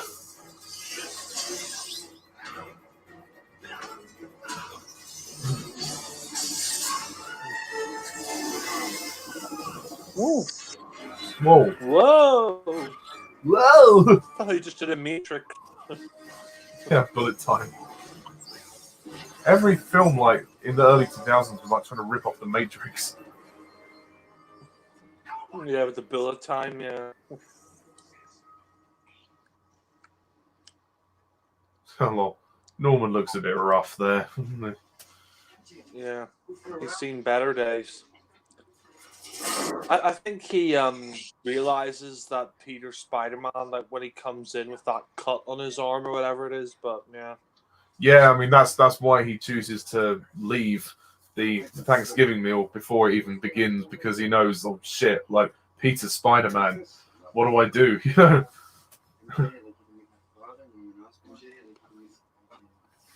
know. Spider-Man was stupid to come to the Thanksgiving dinner with that cut in his arm. He should have just tried to hide it. Yeah. I mean, to be fair, I think even if he did put a plaster on it, Norman probably might have had these suspicions.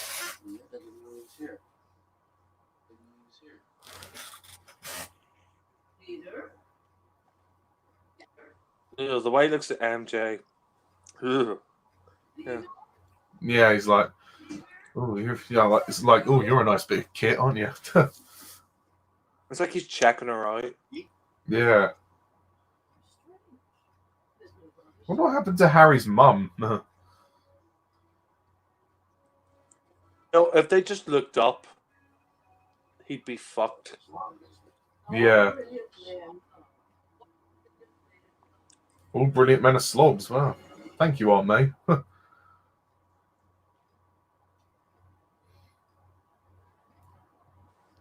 How could he hear that? How could he hear the blood drop, trickle onto the floor? Does he have senses as well? Yeah. I think the gas has got to his head, to be honest.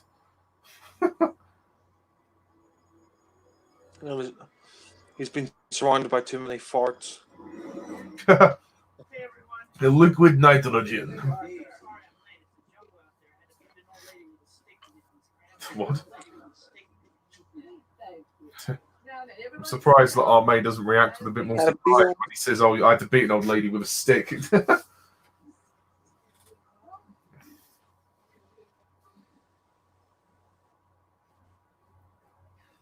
Oh. That is a massive bird. That's a big turkey.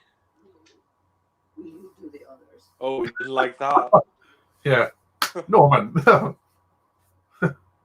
I don't think she likes it.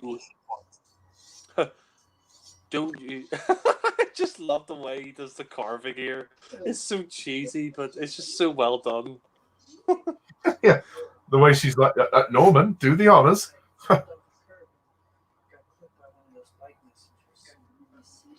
Uh-oh. And it's in the same place where he saw earlier. He could have just put a plaster on it, but yeah. I guess he didn't think. Yeah, probably didn't think about it. Well, then again, Peter doesn't know that he's the Goblin yet, does he?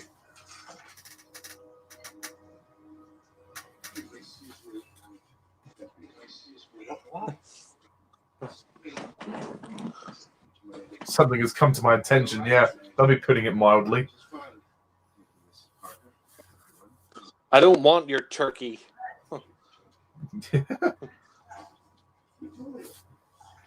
Thinks he can meet MJ, now you have to leave. I gotta go. This girl is important to me. Please look at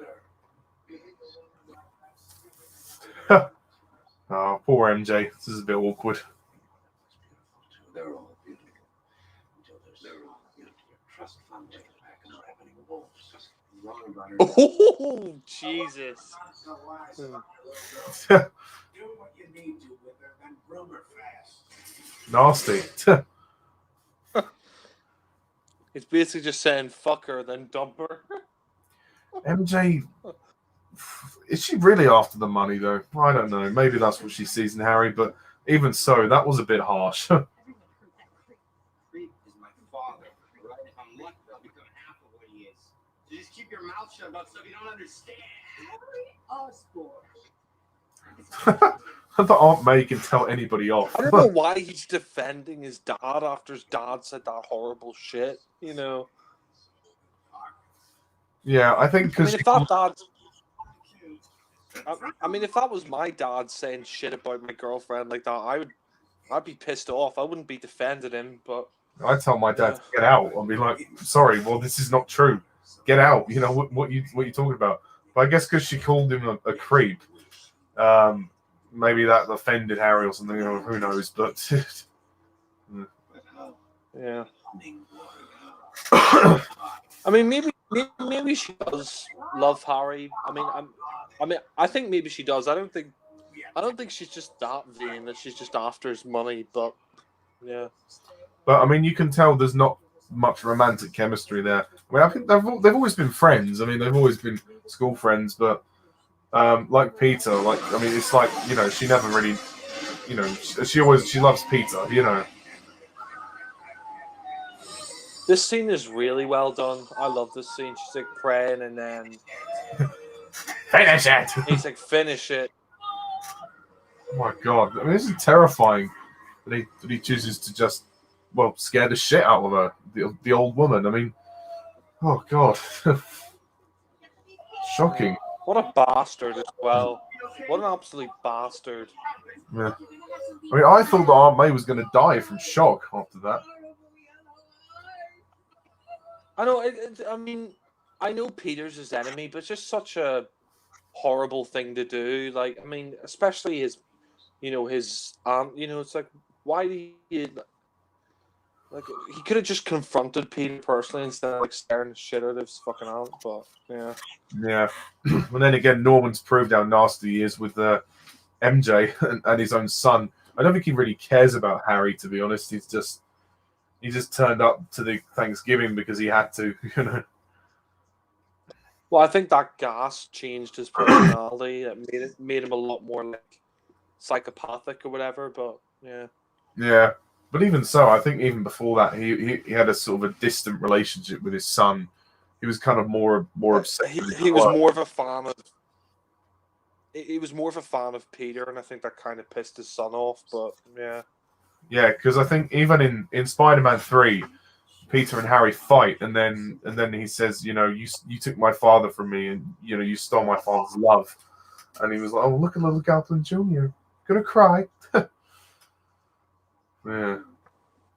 Yeah.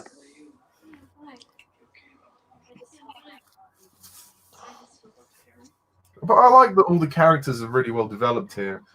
Even Aunt May, she's just a lovely lady, and she's like a mother to everyone really in these films. But moments like that when Norman scares the crap out of her, and then when she misses Uncle Ben, you feel sorry for her. She's kind of lonely, isn't she? Trust me.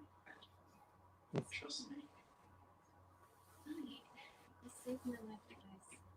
He saved my life twice. Oh, him. He realizes that she's in love with Spider-Man. Yeah. Well, him. I know. I think she sort of maybe susses out that he's Spider-Man. I think maybe she sort of falls in love with him as well at the end of it because she spends so much time around him, and like he's always like a dependable guy. He's not like an arsehole or anything like that. But yeah. I mean, I think after this bit where he says like, oh, I know Spider-Man obviously because I take his pictures and like I can tell you what he said about you, but I think that kind of rings true towards the end, and I think obviously she kind of works it out. I think when they kiss at the end, she sort of has a thing of like, oh, maybe that was him, but obviously in Spider-Man 2 is when she actually finds out. But this is a lovely speech, like, essentially him declaring his love for her, and I think she kind of knows that. She knows deep down that he's loved her since they were young. Yeah, it's a really sweet moment. I mean, I suppose that some of the dialogue is a bit corny and a bit cheesy, but so is Titanic. So Well, actually, I think it's a better love story than Titanic. But yeah, but better than Twilight as well. Or the 50 Shades trilogy. God, 50 Webs of Grey. God.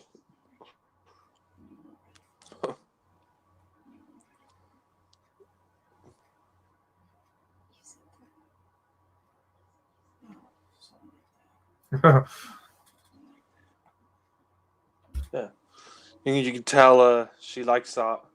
I think Aunt May knows that he's Spider-Man. That look on her face, like, Yeah. Well, for one thing, she knows that. I wonder why she's like. I wonder why she's holding his hand. Like, does she know that Peter is Spider-Man? I don't think she does at this point, but I think she's just generally moved by what he's just said about her, and I think she's sort of falling for him by this point. And Harry sort of can see that. He knows that him and MJ are not going to work out. But yeah, I mean, I think she has her suspicions about him being Spider-Man at the end of the film, but she doesn't actually know until the end, like of Spider-Man 2. But Aunt May, I think, knows. I think Aunt May knows he's Spider-Man, but moreover, I think she knows that he loves that girl. Yeah.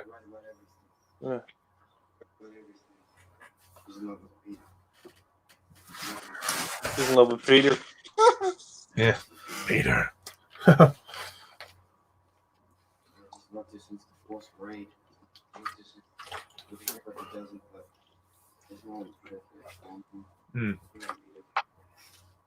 I really like James Franco as Harry, actually. I mean, I think his character goes on a very interesting journey across the three films. The fact that he does actually, even though his father didn't treat him the best, he still really missed his dad, and he still really went on like a revenge plot, which nearly turned him evil.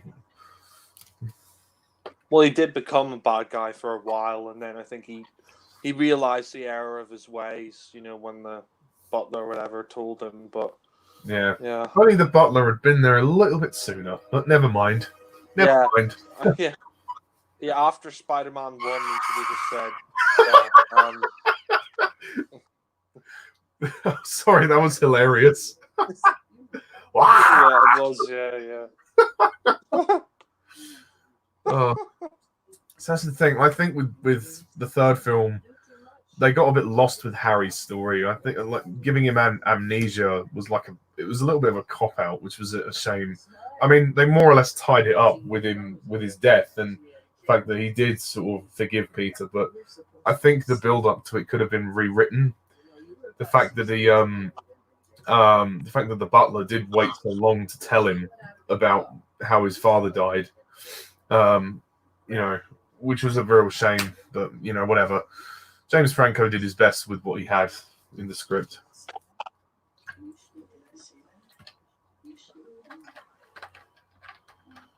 That's quite nice when she says, "Oh yeah, when she first arrived and got out of that car, you grabbed my leg and said, Aunt May, is that an angel?" Are you an angel? God. I mean, maybe George Lucas inspired that line. Who knows? Oh God! Well, I think it's a better line here than it is in the Phantom. Yeah. In the Phantom Dennis, but yeah. Is that an angel? Are you an angel? I mean, it's similar, I suppose, but I mean, let's not go to the George Lucas school of film. God no. Christ. Yeah, I think Lucas sort of lost it after he directed the first Star Wars film. But yeah. Yeah, it is a bit weird how he kidnaps MJ, because surely he doesn't know her address, or unless he found out from Harry, perhaps. But obviously Harry doesn't know his dad is the Goblin, but not yet.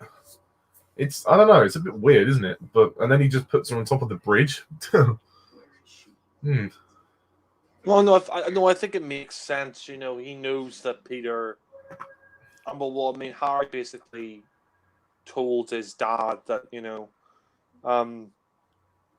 Peter loves Mary Jane. So I think he just said, oh yeah, well he loves Peter loves Mary Jane. So I'll kidnap his girlfriend or his love interest anyway, and that'll get him to come where he wants to and fight him.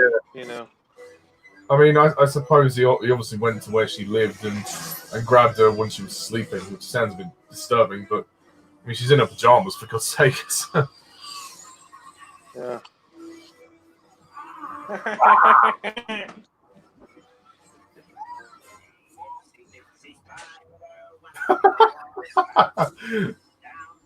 Teensy Wincy Spider.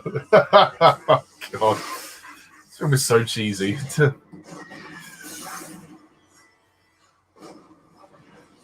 But at the same time, I love it for that.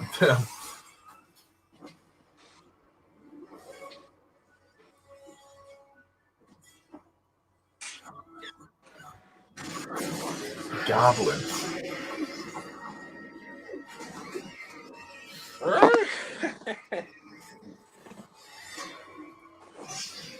This is a good action scene here. I really like the finale to this film when he's fighting the goblin, and then he gives him the choice of either trying to save Mary Jane or the kids in the cable car, and then he tries to save both of them. Yeah. I'm wondering if maybe the Dark Knight copied that a little bit, where Batman has to choose between the boatload of prisoners or the other boatload of people. I suppose so, but I'm going to forgive the Dark Knight for that because they did it in quite a clever way, though. Yeah. I mean, the Dark Knight is a quality film, easily the best of that trilogy. Yeah. Can't believe that was bloody 12 years ago. Yeah, crazy. Probably the best film of 2008. Yeah. Or one more, definitely, it's up there. Game never got a Best Picture nod, but yeah. Yeah, at least Ledger won an Oscar.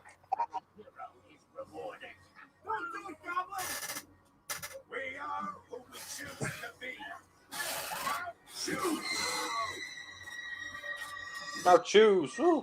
I love the shot when you see in the reflection of his eye in the mask, the eyelids of his mask, and you see MJ and the cable car in each one. Whoa.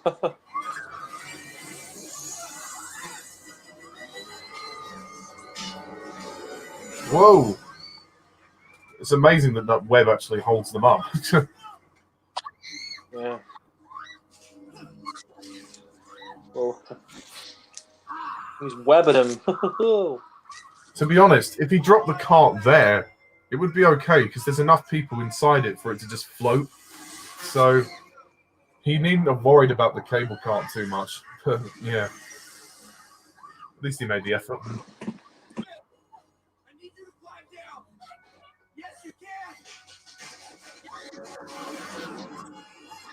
Yes, you can. Yeah. Bob the Builder, can we fix it? Yes, we can.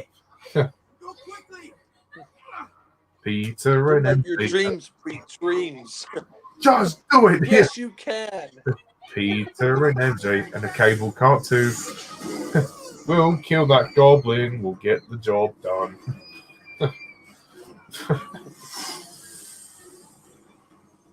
Wow, he must have bloody, a lot of strength to hold up that cable cart, and I'm amazed that when he was bitten by that spider, he didn't grow, another 6 legs. Yeah, that would just been fucked up. Then he would be the human spider. Yeah,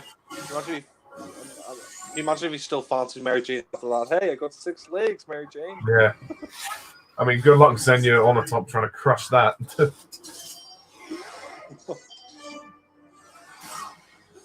I really like this, the fact that the public do actually finally start to respect Spider-Man and don't always believe the Daily Bugle, and they're all like trying to help him, which is nice. Yeah.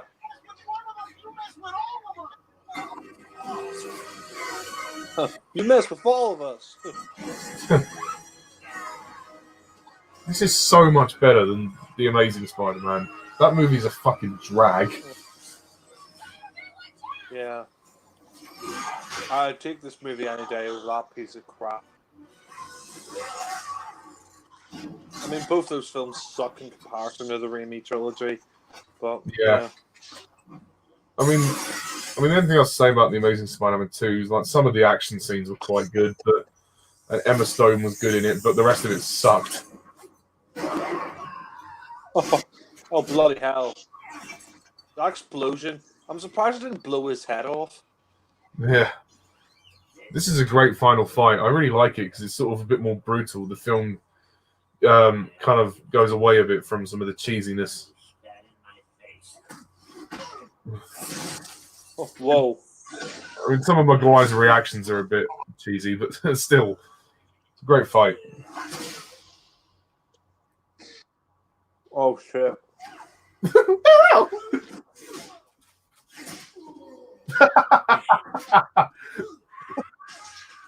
Spider-Man's getting his shit kicked in. Yeah. Well choreographed.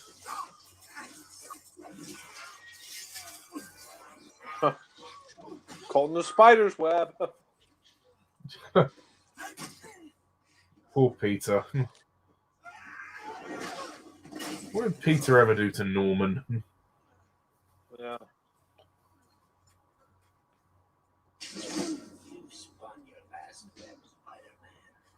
You know, it's funny. Originally, they were going to include 2 villains for this film. They were going to include Doc Ock, but actually they decided, no, we better just focus on the one villain. Otherwise, it would get a bit messy. And I'm glad they chose to leave Doc Ock until the second one. Yeah.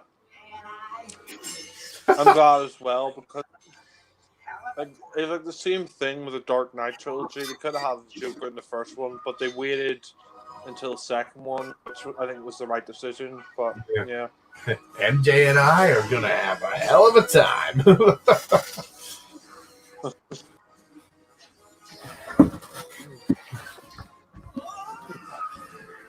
Oh shit! Funny, I do think the second film actually improves on the action, and I think there's a bit more action in the second film. I love that train fight in Spider-Man 2. That train sequence is so good. Yeah. I don't know how the hell he survived that whole brick wall falling on top of him, but whatever. I mean, Go-Go Power Rangers? I mean, that suit is quite strong.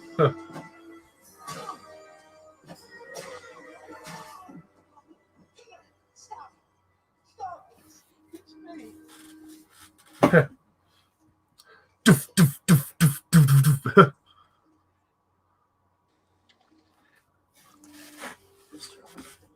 Well, thank God for you.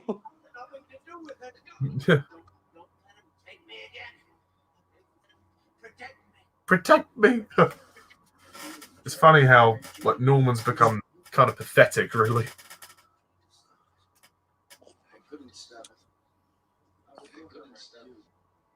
So he's going to kill him. Like he would have killed Peter. So he really hasn't, you know, he really like Peter doesn't buy it. The fact that Norman's pretending to be like he's being controlled, whereas it's a two-way thing. It's the Goblin and Norman have become one, and yeah, Yeah. be a son to me.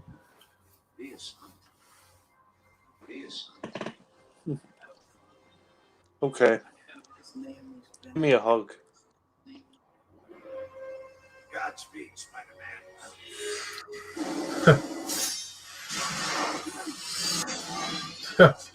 Whoa. Oh. I love that as he goes, oh. I'm surprised Raimi added that in because it is a bit goofy, but yeah. Yeah. Don't tell Harry. Don't tell Harry. It's kind of a bizarre line Your dad was a to say fucking... before he dies. I suppose he doesn't want his son to find out he was a villain, but yeah. Yeah. I suppose it's misleading because does he think that, I mean, yeah, I suppose it means about him being the Goblin, but at first you think, hang on, why does he not want him to tell him about his death? But yeah. Yeah. He died. He died. Whoa. Tell me, Harry, do you still sleep with a gun? Was that a wolf? That's a wolf for PPK. Oh, is it? I never realised that. Yeah. The name's Osborne, Norman Osborne. Osborne, Harry Osborne. Harry. I used to think that Tobey Maguire could never say the name properly and just said Harry and not Harry. Yeah, the Americans are weird sometimes when they pronounce names, but Spider-Man will pay. Harry's going dark. Oh dear. Shit. Thank God for you, Peter.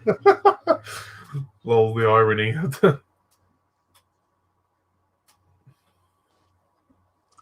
yeah, thank God you killed my father. Little does he know. That is awkward. I mean, that's his best friend. He thinks that shit. He thinks I killed his dad. I mean, what the hell? I didn't mean to. It was just an accident. No matter how hard I try, the ones I love will always be the ones who pay. Beloved husband and uncle. I think that's why he doesn't get with Mary Jane, because like the ones he loves are the ones who'll pay. That's why he doesn't want to. That's why he doesn't reciprocate her feelings, because he doesn't want her to get hurt. I don't think. Yeah, even though he loves her, yeah, it's like, well, he's lost his uncle and Harry lost his dad, so he doesn't want her to be next. So, thank God for you, Peter.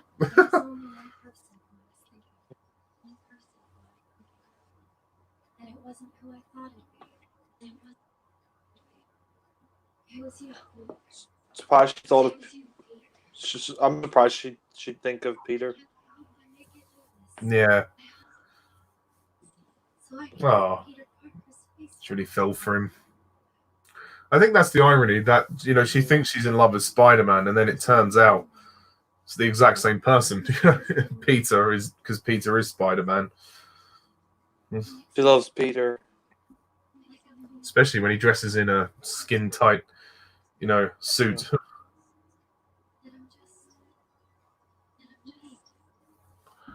mean, that's the thing. Like, I'd definitely say yes to her. Oh God, yeah, I would too. That's the thing. Like, where did Peter get the material to make that suit? I do wonder.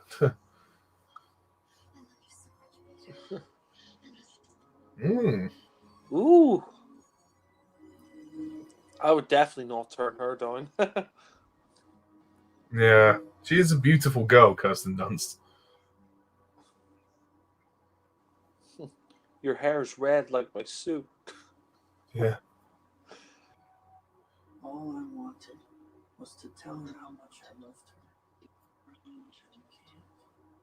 her. Ah, stupid boy.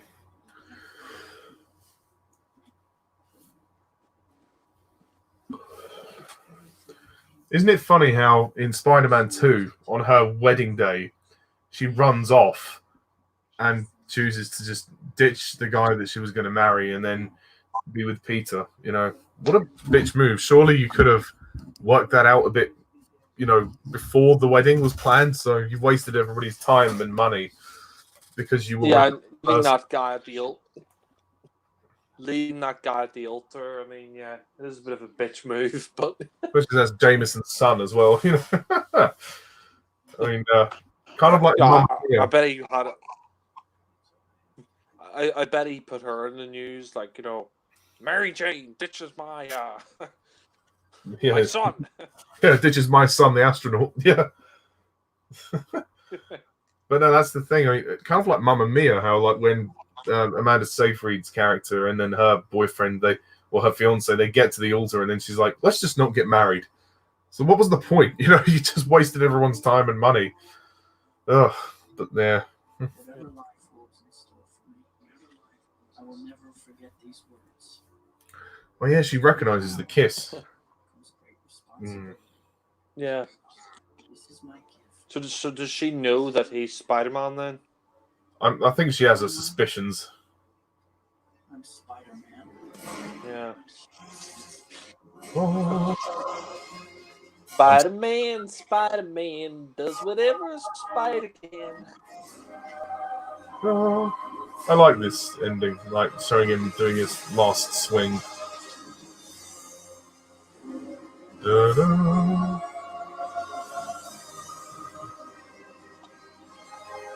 This is a great way to introduce the character of Spider-Man. They had to get that shot of him by the American flag. Oh yes. Team America, fuck yeah. But no, yeah, that was Spider-Man. What a great film. That was just so much fun. Yep. I love the credits. Very as good well. film. Oh yeah, the credits are well done with the web stuff. Yeah. Yeah.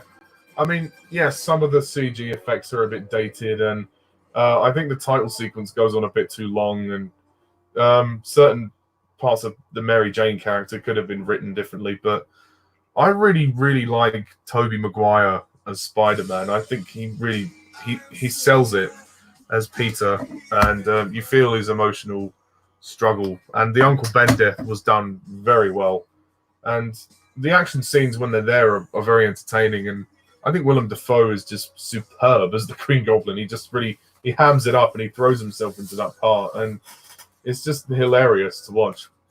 I kind of like the film's goofy nature and the fact. I mean, it does take itself seriously, but it has fun at the same time, and that's what I like. It embraces that kind of goofy tone that the comics had, which is nice. And I like Rosemary Harris's Aunt May. She's a very good character, and she's a very emotional character too. And James Franco is good as well as Harry Osborn. His contribution is well done, and the music by Danny Elfman is brilliant. It's a great film. I'd probably score it an overall 9 out of 10. I won't give it a 10, but I mean, just wait till you see Spider-Man 2. That's what I'll say, because that one's even better. But yeah, what a great way to sort of continue the superhero genre and introduce Spider-Man to the big screen. I think Sam Raimi's direction was spot on, really. I mean, what are your sort of final thoughts on the movie, Jack? I mean, I think Spider-Man's a great film. I think after Spider-Man 2, it's probably my favorite in the trilogy. And I think the cast was great. Tobey Maguire was the perfect cast as Spider-Man, and he's great as Spider-Man and Peter Parker. And I think Kirsten Dunst as well is great as Mary Jane, and Willem Dafoe did a really great job as the Green Goblin, and I just think it's a really great film. I mean, great action scenes in there. I like the drama, like with Uncle Ben and stuff like that. It's just a really, really enjoyable film, and I think Sam Raimi directed it well. And I mean, I sort of have to commend this film because this film and X-Men sort of started the whole superhero craze that we have now. Sort of brought the superhero films back after the disaster of like Batman and Robin and things like that, Yeah. I mean, yeah, like you said, some of the CGI is a little bit dated now. I will say some of the effects aren't the best. I mean, Spider-Man does look a little bit rubbery and weightless in some scenes when he's going around the city, but it's a really great film. I like James Franco as well in the film. He's really good, and Rosemary Harris as Aunt May. She's probably the best Aunt May. I don't know the name of the actor who plays Uncle Ben, but he did a very good job. Oh yeah, that'll be Cliff Robertson. Yeah, Cliff Robertson. Yeah. He did. He gave a very good performance in this. Yeah, I really enjoyed him in the film, and it's just a great film. Really, it really is What would you say about I love the way the soundtrack as well? the soundtrack's great. Yeah. And I'll probably give it a 9 out of 10, like you. Yeah, and it's I like the way they play the original theme there in the credits. I never realized that. I don't know. I can't remember the last time I watched the credits all the way through. Yeah. The only other thing I would say is that a lot of the like the school kids, the high school part of the film was a bit ridiculous. The fact that they all look like 25 and 30 and like they're in high school, it's just a bit pointless to have the high school stuff because they rushed to get them graduated. So it's like, yeah, I don't see the point of them doing that. It looked a bit unrealistic. Yeah, that's true. Yeah. But it's only it's a minor gripe. The flaws are minor. It's a really good film, but I do think that the next film, Spider-Man 2, is an improvement over it, and it is the best of the trilogy. I would agree with that. Yeah. I think Spider-Man 2 sort of fixes a few of the problems of this film. Even though this is a great film, I think Spider-Man 2 improves on this, and it's a great film. And I think the whole trilogy is great. I mean, it's one of my favorite superhero trilogies. Yes, I agree. Oh, and we can't finish without mentioning J.K. Simmons as J. Jonah Jameson. I mean, wow, what a great piece of casting. He's just hilarious. Yeah, I know. I love his dialogue. He's very witty, very funny. We can get a picture of Julia Roberts in a phone. We can get a picture of this weirdo. And thankfully, he gets a lot more to do in the next two films. Yeah, that's true. Yeah. But yeah, and great character. Yeah. I mean, that's kind of it, really. We've kind of finished all we need to say. Is there anything else you want to say before we finish? No, just enjoyed this commentary and. No, sorry about the sort of short notice, but I'm glad that you were free to do it. No, that was fine, and hopefully we can do Spider-Man 2 soon. Yes, that'd be great. I'd love to do Spider-Man 2 and 3. Yeah. And we can do other audio commentaries and other stuff as well in the future, but yeah. Yeah, definitely. But I think we'll probably bid everybody good night now because it's quite late. But thank you, Jack, for this. It was very fun doing commentary with you, as always, and look forward to Spider-Man 2. And thanks to all of our viewers and listeners, and we hope you enjoyed. And we'll see you for Spider-Man 2. So until next time, cheerio. Ending broadcast.